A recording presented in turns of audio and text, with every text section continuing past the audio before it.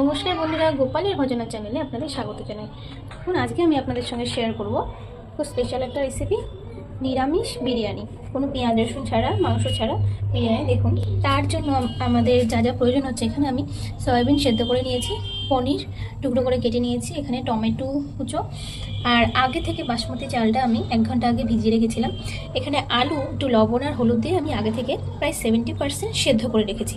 এখানে কাজু কিশমিশ, এখানে টক দই, এখানে আমি দুধে একটু ফুড কালার আর কেশর ভিজিয়ে রেখেছি। এখানে আমি বাড়িতে বানানো একটা বিরিয়ানি মশলা, এখানে বিভিন্ন রকমের মশলা আমি একসাথে করে গুঁড়ো করে রেখেছি। এখানে গোলাপ জল, কেওড়া জল, মিঠা আতর, আর এখানে গোটা গরম মশলা আর একটুখানি পুদিনা পাতা রেখেছি। তো সবার প্রথমে আমি কি করব, একটা কড়া বসিয়ে দিয়েছি, এখানে সাদা তেল দিয়ে দিয়েছি কিছুটা পরিমাণ। এরপর তেলটা একটু গরম হয়ে গেলে এবার আমি এখানে এই গরম মশলাগুলো একে একে দিয়ে দেবো। এরপর সবার প্রথমে আমি তেজপাতাটা দিয়ে দিলাম, তারপরে একটু গোটা গরম মশলা দিয়ে দিচ্ছি। এরপর এখানে একটা হাঁড়ি বসিয়ে এখানে আমি গরম জল করে নিয়েছি।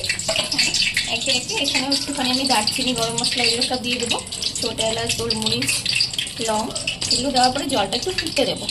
তারপরে আগে থেকে যে সেদ্ধ করার চালটা, এটা আমি এর মধ্যে দিয়ে দেবো। তার আগে আমি এখানে দেখুন ঠিক হয়ে গেছিলো ভিডিওটা, এখানে তো আমি পনিরটা ভেজে তুলে রাখছি। পনিরটা তুলে নেওয়ার পরে এখানে আলুগুলো এমনভাবে ছাকা তেলে আমি ভেজে নেব। এরপর আমি দেখি যে জলটা আমার ফুটে গেছে, আমি চালগুলো ছেড়ে দেবো।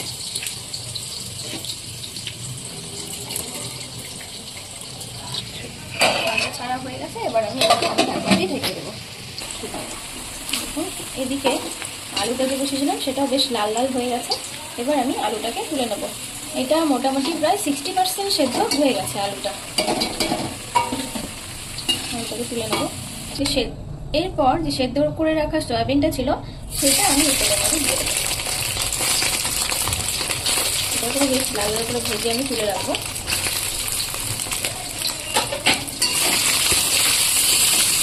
কিন্তু আমি কোনো হলুদ ইউজ করবো না, শুধু স্বাদ মতো একটুখানি নুন দিয়ে দেবো, যাতে করে নুনের পরিমাণটা ফ্যাকাশে না লাগে। সয়াবিনটা আমার বেশ লাল লাল হয়ে গেছে ভাজাটা। এবার আমি এটাকেও ভালো করে তেলটা থেকে তুলে নেব।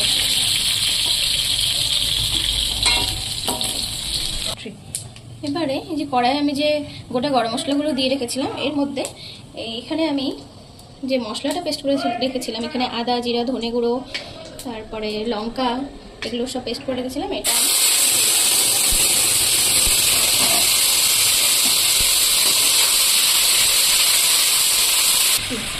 এবারে মশলাটাকে আমি খুব ভালো করে কষিয়ে নেব।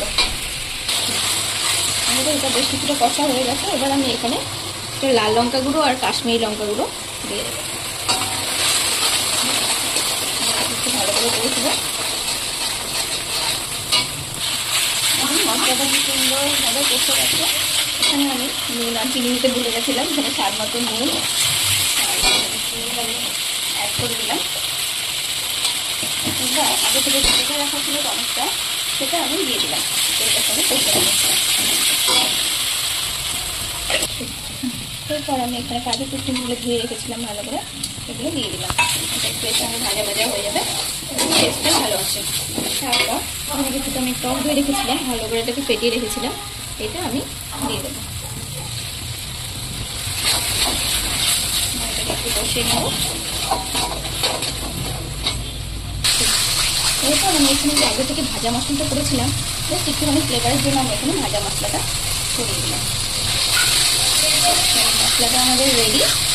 এবার এর সঙ্গে আমি জলটা ঢেলে দিচ্ছি। জল দিয়ে নিয়েছি, খুব বেশি জল দেবো না।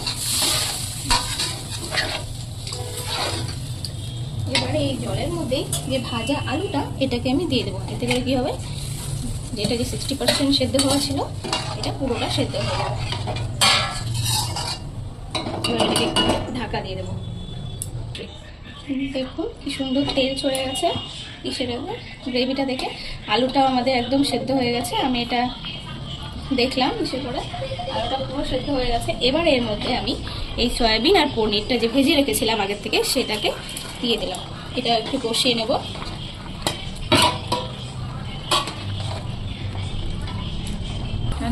এটা কষানো হয়ে গেছে। এখানে আমি যে কেওড়া জল, গোলাপ জল আর ফুড কালার এই মিঠা আতরের মিশ্রণটা রেখেছিলাম সেটা একটুখানি দিয়ে দিলাম।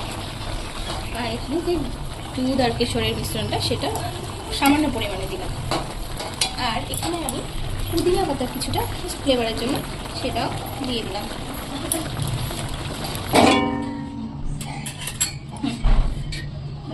এবারে এই বিরিয়ানির গ্রেভিটা আমি একটু একটু করে এখানে হাঁড়িটার মধ্যে দিয়ে, এই হাঁড়িটার মধ্যে আমি দম দেবো, তো সেই জন্য এখানে আমি কোটিং করছি। একটু বিরিয়ানির ঝোল দিলাম।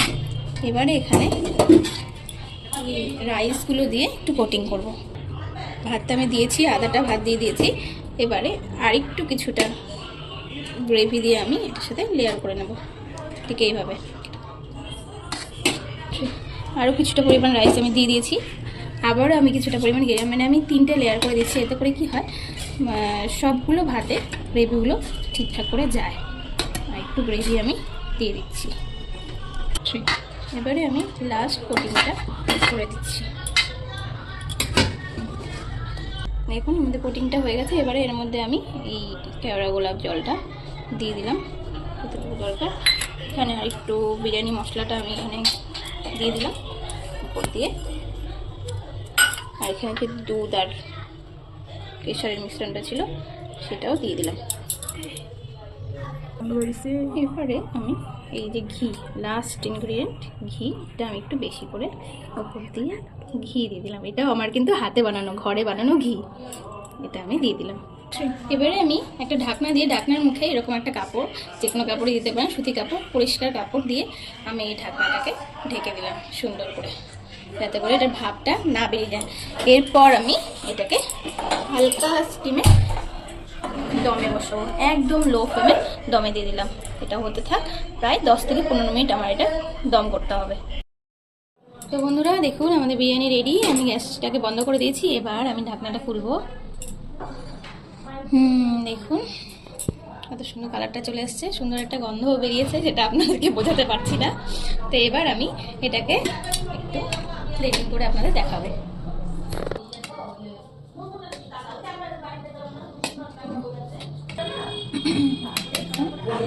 টেক্সচারটা একদম মনে হচ্ছে চিকেন বা মাটন বিরিয়ানির মতো দেখতে হয়েছে, কিন্তু অ্যাকচুয়ালি এটা ভেজ বিরিয়ানি।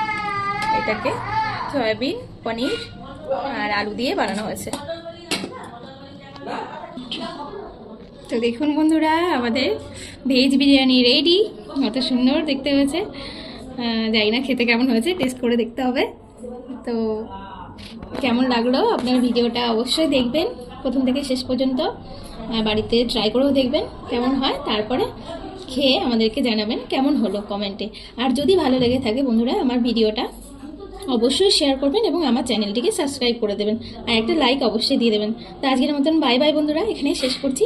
আবার কখনো নতুন একটা ভিডিওতে আপনাদের সঙ্গে দেখা হবে। Bye bye.